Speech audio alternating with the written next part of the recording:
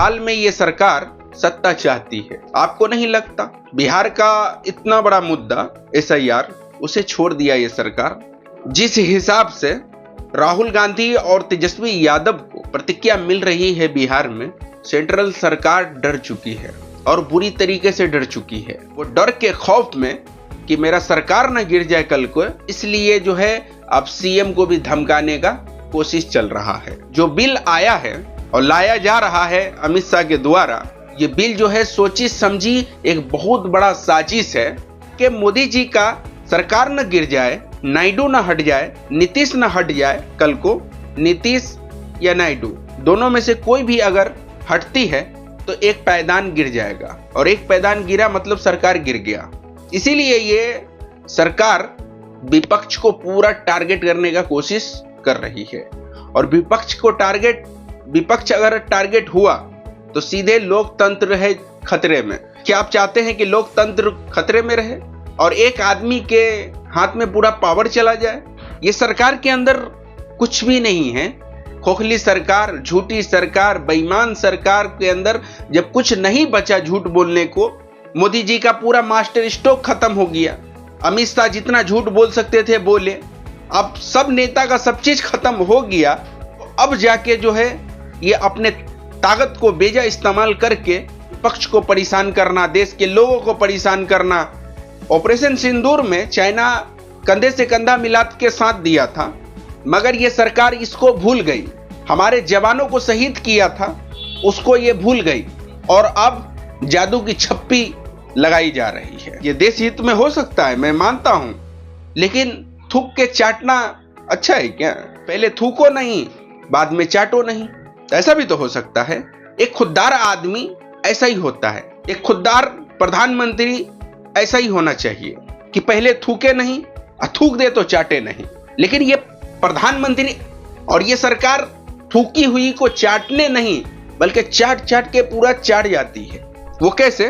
पाकिस्तान को कह रहा था ये सरकार कि बूंद बूंद पानी के लिए तरसा देंगे, मगर 15 सितंबर को मैच खेला जाएगा एशिया कप। चाइना को कह रहा था कि लाल आंख दिखाएंगे, उसके बावजूद भी हमारे फौजियों को मारा, हमारे देश के जमीनों पर कब्जा किया। मगर मजाल है कि ये सरकार बोले। हमारा S जयशंकर, हमारा विदेश मंत्री, पता क्या कह रहा था कि इतना बड़ा अर्थव्यवस्था से कैसे लड़ सकते हैं हम। ये सरकार का बेहुदापना देखिए। ये कह रहा है कि हम चाइना से लड़ कैसे सकते। नेपाल कभी ये बात नहीं कहा होगा, लेकिन इंडिया कह रहा है, जबकि ये दुनिया में कोई भी देश ऐसा नहीं है जो भारत को ललकार सके।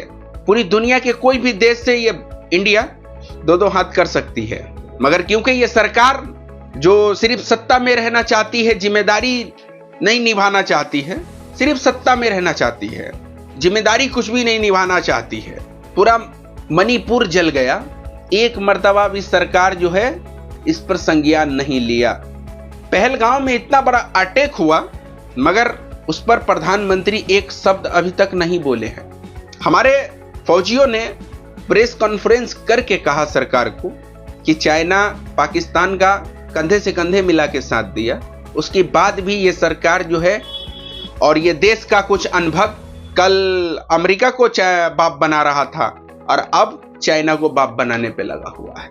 हालांकि अगर देखा जाए तो सिर्फ अभी के डेट में हो या शुरू से हो, सिर्फ रसिया ही हमारे साथ था, लेकिन जबरदस्ती ट्रंप को दोस्त बनाना और फिर ट्रंप से हमको हमारे देश को बेइज्जत करवाना, ये इसकी राजनीति का हिस्सा है।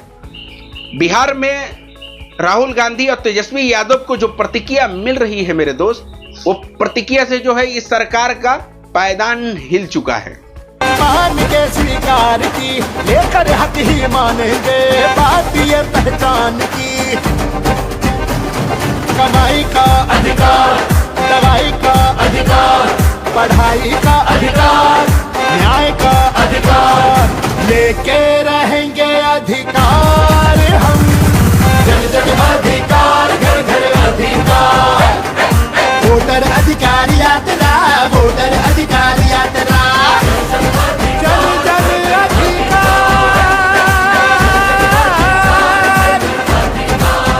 हर हर अधिकार,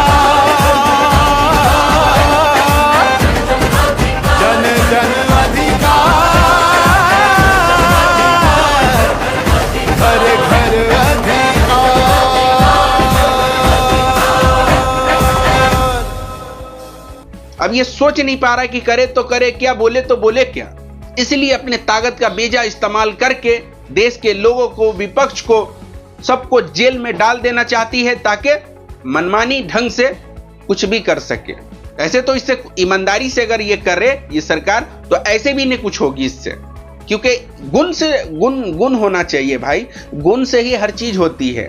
शुरू से 1947 से लेके अब तक इसके खून में ही वफा नहीं थी। आप इससे उम्मीद करते हो कि ये देश को तरक्की दिलवाएगा? 55 साल तक अपने कार्यालय पर इसने झंडा नहीं फहराया। आपको यकीन नहीं होगा, ये देश का लोग मुसलमानों को आतंक कहते हैं कि आतंक मचाता है, गद्दारी करता है। इंडिया गेट आप कभी गए होंगे तो मैं आपको बता दूं, इंडिया गेट पे कुछ नाम लिखा हुआ है स्वतंत्रता सेनानी का, जो लोग देश के लिए जो शहीद हो गए 1947 में लड़ते लड़ते इस देश को आजाद करने के लिए शहीद हो गए, उनका नाम लिखा हुआ है। पूरा टोटल 93,000 नाम लिखा हुआ है, उसमें से 56,000 मुसलमानों का नाम है। मुझे भी यकीन नहीं हुआ, लेकिन अब देखिए, अब मेरा सीना चौड़ा तो था ही, क्योंकि हमारे बुजुर्गों ने हमें बताया कि हमने खून इतना दिया है इस देश को रंग दिया। 93,000 में से 56,000, 93,000 में 56,000 मुस्लिम थे, सरदार 8,000 थे। नाम लिखा हुआ है बजब्ते। और देशभक्ति का दावा कौन कर रहा है? आरएसएस, बीजेपी, जो गोलवार कर 5 दफा माफी मांगा है, अंग्रेजों का जूता साफ करता था, वो लोग कह रहे हैं कि हम देशभक्त हैं, अब मुसलमानों तुम गद्दार हो। खून देते देते इस देश को खून खत्म हो गई मुसलमानों की, लेकिन फिर भी हमें और नजर से देखा जाता है। आप मुझसे जुड़े रहना चाहते हैं तो मैं देश दुनिया की बड़ी से बड़ी खबर दिखाऊंगा और बताऊंगा भी। मैं किसी से नहीं डरता, जिसे जो डरते होंगे वो डरते होंगे, हम नहीं डरते। शुरू से लेके आज तक हमारे बुजुर्गों ने सच के लिए जान देता आया है, हम भी वही करेंगे। 1947 में जो लोग आजाद जान दिए वो आजादी के लिए ही जान दिए थे, और आज भी कुछ ऐसा ही है। ये भूखी लंगी सरकार हमें और आपको पीस कर रख देगी। अपने ताकत का बेजा इस्तेमाल करती है, वोट चोरी करके।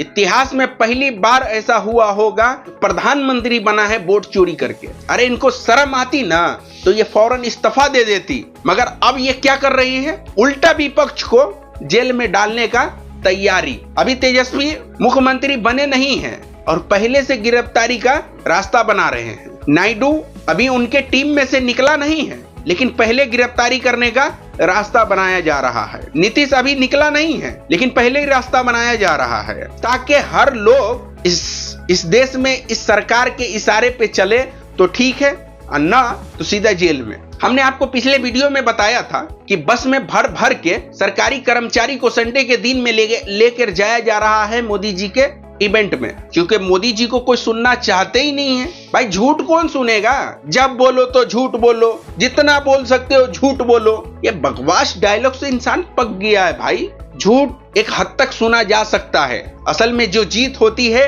वो सच्चाई की ही होती है। दोस्तों, मैं चाहता हूं कि आप मेरे चैनल को सब्सक्राइब कर लें, ताकि मैं हर सच्ची न्यूज आपको दिखा सकूं, सुना सकूं। Thank you.